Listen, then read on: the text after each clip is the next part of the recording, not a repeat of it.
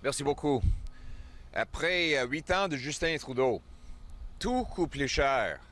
Le travail ne paie plus. Le coût de logement a doublé. La criminalité, le chaos, les drogues et le désordre SM partout. Et Justin Trudeau essaie de diviser pour contrôler les gens. C'est ça la réalité de Justin Trudeau. Ces déficits inflationnistes ont doublé la dette nationale. Il a ajouté plus à notre dette nationale que tous les autres premiers ministres ensemble. C'est quoi le résultat? Ces dépenses gonflent le prix des biens qu'on achète et l'intérêt qu'on paye. Donc, 9 sur 10 jeunes ne peuvent plus jamais imaginer avoir une maison. Il y a 1,5 million de Canadiens qui doivent manquer des repas à cause des prix d'épicerie. 1,5 million doivent manger à une banque alimentaire. Et le désespoir que ça a causé, l'itinérance et les sans-abri qui ont perdu l'espoir, et on voit la criminalité partout, avec les politiques de libération facile, vite, et la libération Netflix, Justin Trudeau a causé une vague de criminalité à travers le pays comme on n'a jamais vu. Une augmentation dans le taux de criminalité violente de 32%. C'est ça la vie quotidienne dans les grandes villes après 8 ans de Justin Trudeau. Il essaie de cibler des chasseurs et des tireurs sportifs qui ne sont pas responsables pour le crime. Le gouvernement Poilievre va rétablir le gros bon sens. Un gouvernement Poilievre va ramener des prix plus bas en éliminant le taxe carbone et les déficits inflationnistes. Il va rendre le travail payant en réduisant les taxes et les impôts. On va réduire le coût de logement en enlevant de la bureaucratie pour permettre plus de construction et en réduisant des taux d'intérêt, en réduisant les déficits. On va aussi s'attaquer au crime en nous assurant que les vrais criminels, les récidivistes, soient en prison au lieu d'être libérés sous caution ou libérés pour regarder le Netflix. Finalement, nous allons ramener le contrôle de notre démocratie ici au Canada en établissant un registre de pouvoirs étrangers pour forcer ceux et celles qui sont payés par les dictatures d'enregistrer et d'être exposés. Et finalement, un gouvernement Poilievre va tenir une enquête publique sur l'ingérence étrangère. On sait que Justin Trudeau et son club, qui inclut David Johnston, son ami de ski, son voisin au chalet, son ami familial et membre de la Fondation Trudeau, essaie de cacher la vérité des Canadiens. Je n'accepte pas ça et je revendique que finalement, Jagmeet Singh fasse son travail en forçant son partenaire de coalition à tenir une vraie enquête publique pour que les Canadiens puissent savoir la vérité. C'est le gros bon sens. Et c'est ça notre but. Un gouvernement Poilievre qui sera mené par le gros bon sens de monsieur et madame tout le monde. Un gouvernement qui va travailler pour ceux et celles qui travaillent. Thank you very much for being here, everyone. After 8 years of Justin Trudeau, the cost of living is rising out of control. Work no longer pays. Housing costs have doubled. Crime and chaos, drugs and disorder reign in our streets. And Trudeau tries to divide in order to control. We see this in Toronto, where it now costs over $1 million for a home. In fact, we just learned this week that it costs $1.2 million for a 2-bedroom home in Kitchener. You could take that same money, move to Sweden, and buy a castle. You could have your own royal castle in Sweden for the same amount Justin Trudeau makes you pay for a 2-bedroom home here in Canada. His gatekeepers block construction, and what does he do? He gives them yet more money to gatekeep and block our youth, our immigrants, and our working class from having homes. His carbon tax scheduled to rise up to 61 cents a liter. We'll make gas, heat, and groceries unaffordable.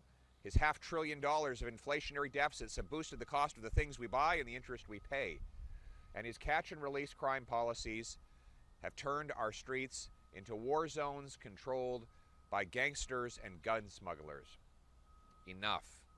It's time for some common sense. Pierre Poilievre-led government will restore that common sense.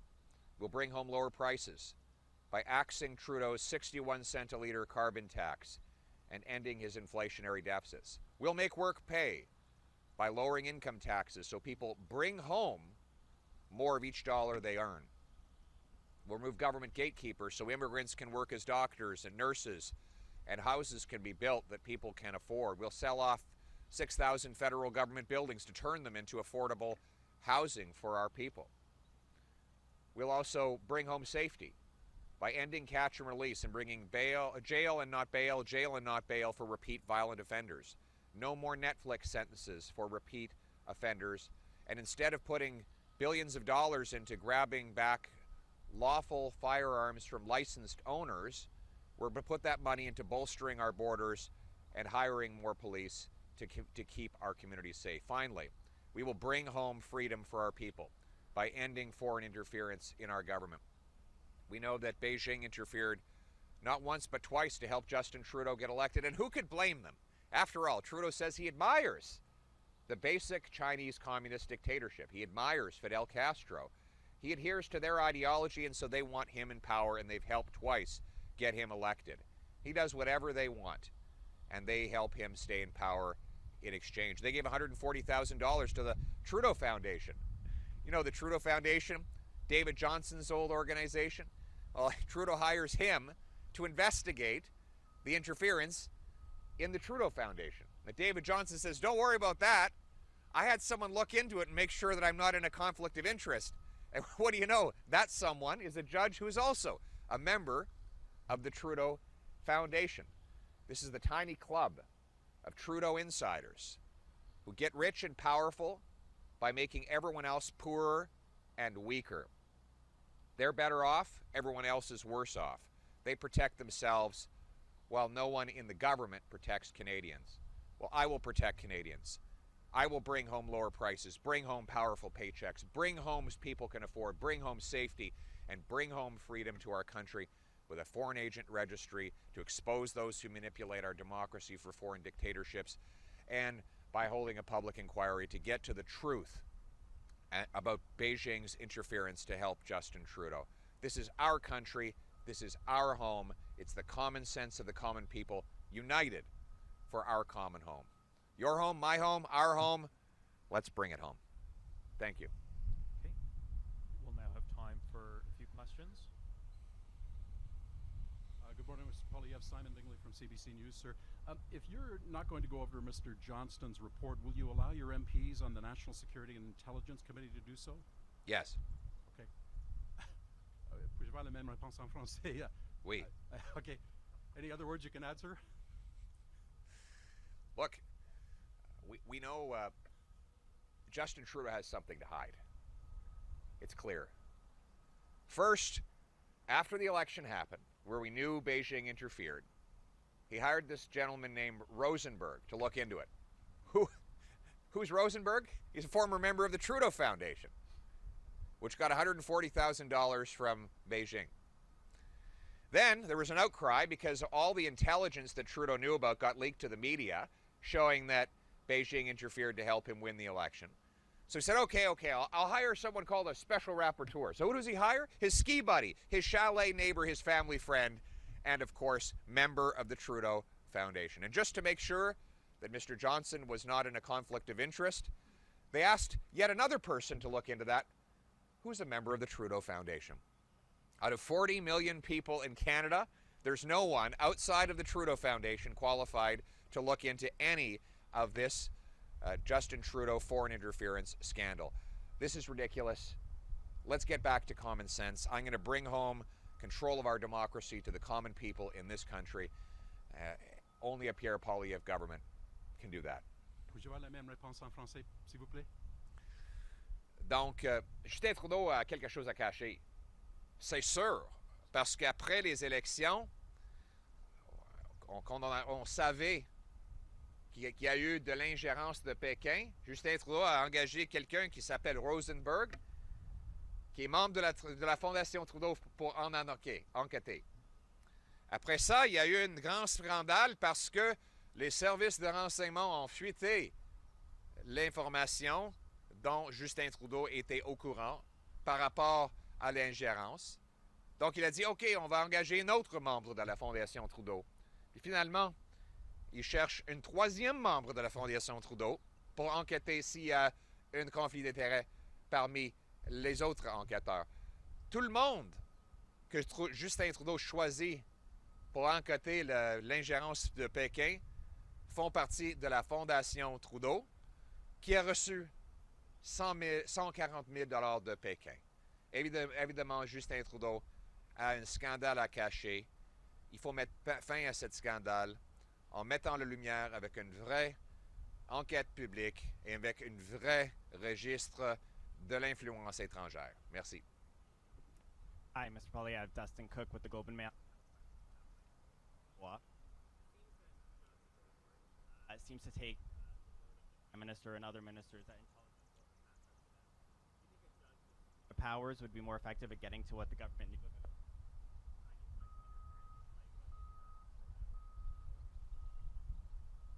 Your mic did cut out there at the very end, so I wasn't able to hear the last part. Sorry.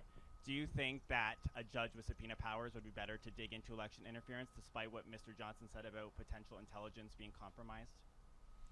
Yes, I do. I think a judge heading up a full public inquiry who has experience with national security cases would be best suited to decide what becomes public and what must remain privileged.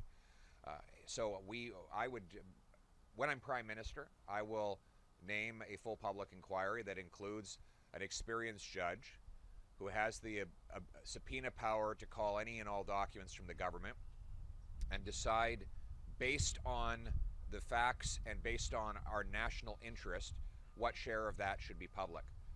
We have to put this in the hands of a trusted judge rather than in the hands of Trudeau's ski buddy, cottage neighbor, family friend, and Trudeau Foundation member. Thank you, sir. My name is Kieran. I'm with the Canadian Press. You said yesterday that you wouldn't get security clearance to review classified materials David Johnston used to reach the conclusions of his report. You would get those security clearance if you were elected Prime Minister. What are the situations in which you think information should be kept secret for confidentiality concerns? I'm afraid I'm having a hard time hearing some of the questions. There's a muffling of the mic. If you could repeat that, I'd appreciate it. Yeah, you mentioned yesterday that you wouldn't be looking, following David Johnston's report, you said you'd like a public inquiry. Yes. But that couldn't be done, David Johnston said, because of security concerns. If you were elected Prime Minister, you would have a clearance to the security concerns if elected. I'm wondering what situations you think information should be kept secret or should be disclosed from the public.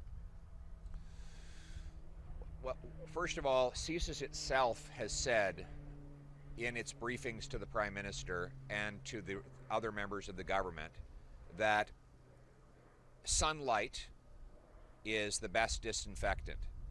Our intelligence community believes that the public should know about this. That's why members of CSIS or some other national security agencies are leaking this information to the media. They believe Canadians need to know. I think the public needs to know to what extent a foreign dictatorship is manipulating the decisions of our government and the elections that decide who is in government. And we should leave it to an experienced judge who's heard cases involving national security and sensitive information to decide what becomes public and what doesn't, and ultimately to rule on what occurred and what needs to happen to fix it. Ryan Lilly, Toronto Sun. Can you hear me? I can, yes. We've had this type of inquiry before with Maharar, where Yes. it was dealing with the most sensitive issues, and we survived that.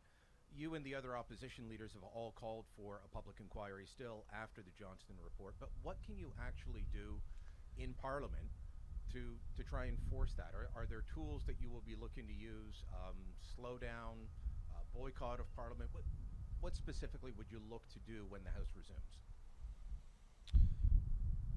Well, it's up to Jagmeet Singh, isn't it? Is Jagmeet Singh going to stay in his coalition with Justin Trudeau and help him cover up this latest scandal? Singh has helped Trudeau raise carbon taxes, release repeat violent criminals, cause the housing bubble. Is Singh going to help Trudeau cover up the interference of a hostile foreign dictatorship in our elections? He's Justin Trudeau's assistant in this cover-up. If Jagmeet Singh decides for once to do his job and work for Canadians instead of working for Justin Trudeau, then Parliament can force Trudeau to hold a full public inquiry. Okay, this will be the last question. Hello, Jamie with City TV. We're in Toronto here. We're in the middle of a mayoral election. And it doesn't matter whose campaign you look at, there is an extreme shortage of money for the city of Toronto. And that's echoed by every large city in Ontario. The funding formula for cities is not kept up with the pace of growth. Whether you look at operating expenses for public transportation or healthcare or a lot of those factors. Would you enter into funding cities in Ontario and Canada differently than they are funded now?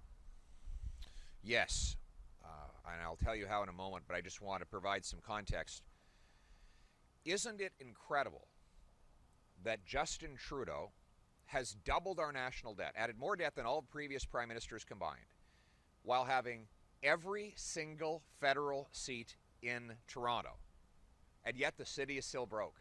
How is it possible that after he doubled our debt, he didn't actually deliver for the biggest city in Canada, even though that city has elected nothing but Liberals in the last 3 elections? It proves that the Liberal MPs in Toronto are utterly useless and cannot deliver for the people of this city. They are utterly useless because they work for our out-of-touch and incompetent Prime Minister rather than working for Torontonians. Now, you asked about how I would fund cities. Well, we have a housing shortage in Canada. We have the fewest houses per capita of any country in the G7, even though we have the most land to build on. By far, the most land to build on. Why do we have the fewest houses? Because government gatekeepers block construction. That adds as much as $600,000 to the cost of every home in some of our big cities. I will link the number of dollars that big cities get to the number of houses that get built. I will require every big city increase housing completions by 15% per year or lose infrastructure money. But there will be a carrot. Those that speed up and lower the cost of permits and free up land to build more homes will get a building bonus from the Poilievre government, because they will help put more houses in our communities so that young people can once again own a home in their 20s and start a family.